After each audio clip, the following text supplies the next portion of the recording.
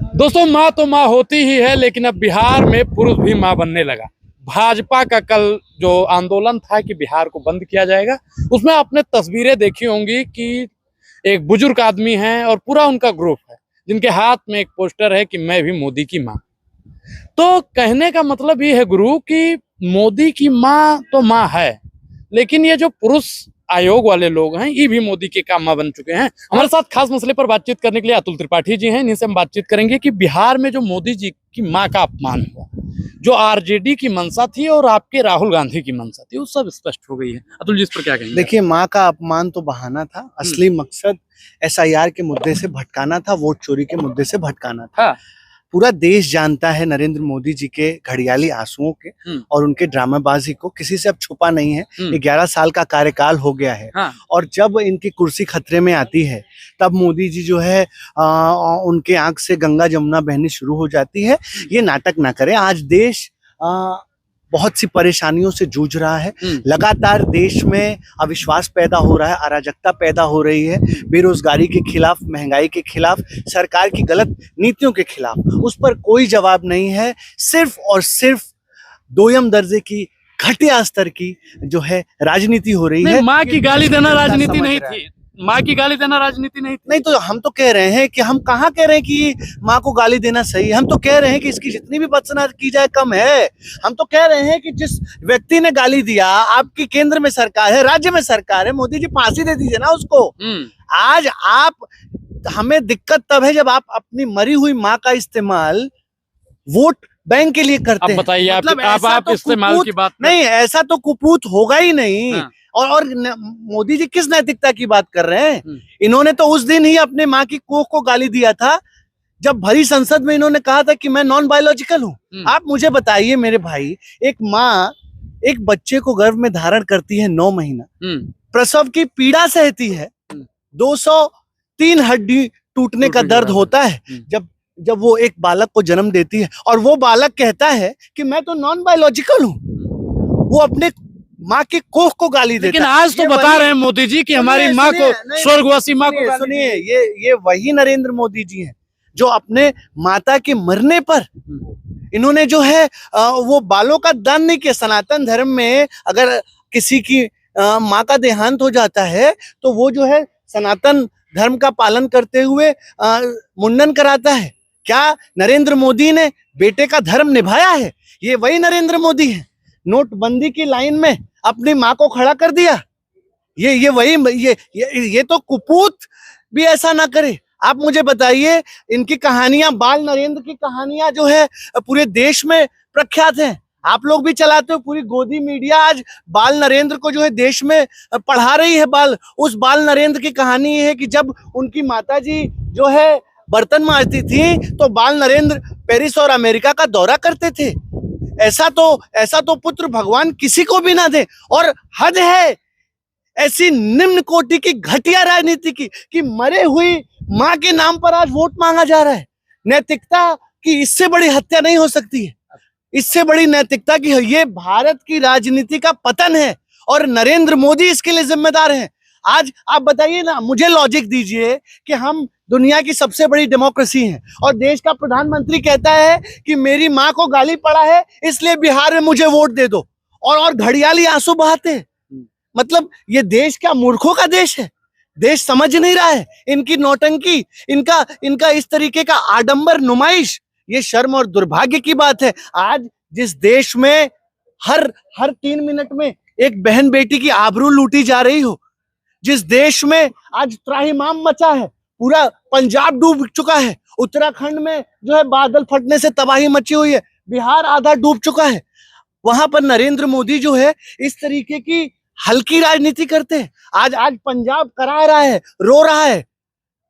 हजारों करोड़ रुपए का नुकसान आज पंजाब को हुआ है। ये वही पंजाब है जो देश का पेट भरता है, जहां की किसान आबादी जो है इस देश की के लिए अन्न उगाती है। आज नरेंद्र मोदी कहाँ है? एक ट्वीट तक पंजाब पर नहीं किया। आज उत्तराखंड में 37 लोग पंजाब में मारे गए। पंजाब की बात करेंगे, हिमाचल की बात करेंगे, लेकिन बिहार में जो देखा होगा आपने कि महिलाएं रोड पर लेट गई। राहुल गांधी, सिंपल सी बात है, माफी मांग ले। राहुल गांधी माफी मांग ले, राहुल गांधी माफी मांग ले, मसला खत्म। भारतीय जनता पार्टी की राजनीति फ्लॉप हो चुकी है। पूरे देश में भारतीय जनता पार्टी के खिलाफ अविश्वास पैदा हो चुका है।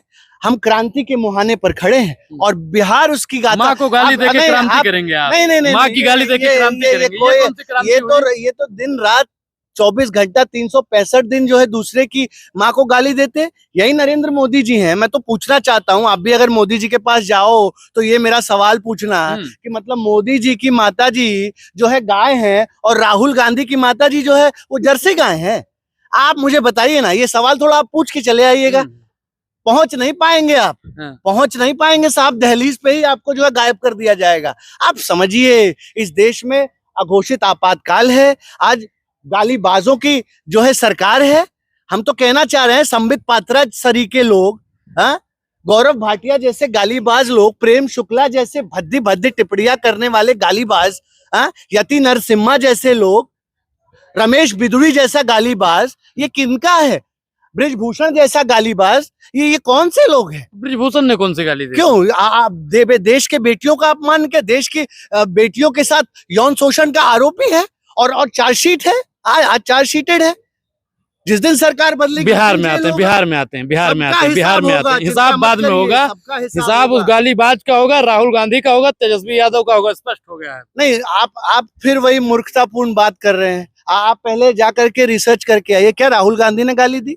क्या तेजस्वी यादव ने गाली दी? नहीं, मंच से कोई चला गया, नेता मंच पे था नहीं। जब मंच से नेता चला जाता है तो वो सिक्योरिटी, वो प्रशासन का मंच हो जाता है, तो प्रशासन से जवाबदेही। और हम तो कह रहे हैं भाई, नरेंद्र मोदी जी की माँ को जिसने गाली दिया है उसको सूली पे लटका दो, उसको फांसी पे लटका दो। हम तो कह रहे हैं, लेकिन इसमें साजिश की बू आती है। इसमें भी जब जिस व्यक्ति ने मोदी जी को गाली दिया है वो पता चलता है कि वो भाजपा का कार्यकर्ता रहा है, वो पता चलता है कि जेडीयू का कार्यकर्ता रहा है।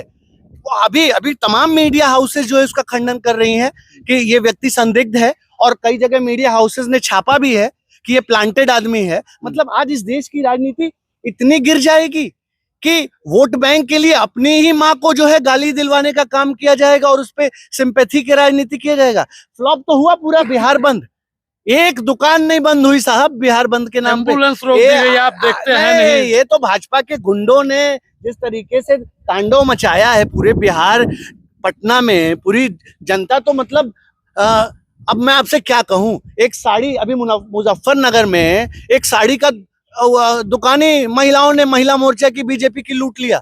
इसी तरीके से रेडी वालों को पीटा जा रहा है, सब्जी वालों, फल वालों को पीटा जा रहा है। एक महिला प्रसव की पीड़ा में जो है दर्द के मारे कराह रही है और भाजपा के गुंडे उसकी जो है एम्बुलेंस को आगे नहीं बढ़ने दे रहे हैं। इससे बड़े शर्म, दुख, पीड़ा की बात नहीं हो सकती है। अब भाजपा 100% गुंडई और तानाशाही पे उतर आई है, क्योंकि अब इनको बताने के लिए कुछ रह नहीं गया है, दिखाने के लिए कुछ रह नहीं गया है। मैं इस देश की जनता से कहना चाहूंगा, लुट रही हैं आदमी की रोटियां, बिक रही हैं आदमी की बोटियां, किंतु सेठ भर रहे हैं कोठियां। लूट का ये राज हो खत्म, क्रांति के लिए जले मशाल, क्रांति के लिए उठे कदम। मेरे भाई, आप देखते जाइए, यही भाजपा आने वाले समय में इस देश की जनता इनका इंतजार कर रही है। और चौक, गली, मोहल्ले, चौराहे पर इनके नेताओं का जो हश्र होगा वो आपके कैमरे भी देखेंगे और हम भी देखेंगे। देश के साथ धोखा करने वाले, देश के साथ गद्दारी करने वाले,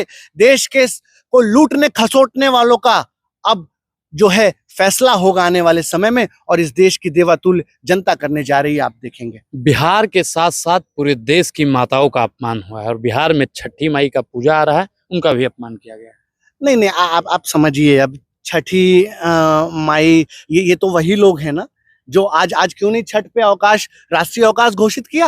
आज छठ मैया के लिए आप इतना कह रहे हो, दिल्ली में तो कोई स्कूल नहीं बंद होता।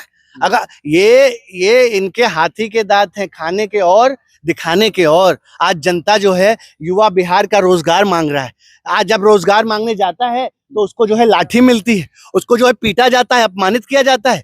ये वही देश है जहां हर 2 घंटे पे 4 युवा आत्महत्या कर रहा है। ये वही कृषि प्रधान देश है नरेंद्र मोदी के अमृतकाल का, जहां हर 24 घंटे पे 31 किसान आत्महत्या कर रहा है।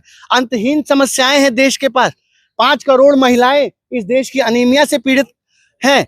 आज जब मैं आपसे बात कर रहा हूं तो देश के किसी कोने पे किसी बहन बेटी की जो है आबरू लूटी जा रही होगी। आज बलात्कारी के इंडेक्स में आप देखिए भारत नंबर 1 पे जा रहा है, अपराध में आगे जा रहा है भारत। इन सब पर कोई जो है डिबेट नहीं है, कोई डिस्कशन नहीं, कोई बात नहीं, सिर्फ जो है घटिया स्तर की 2M राजनीति। इससे जो है देश का पेट नहीं भरेगा।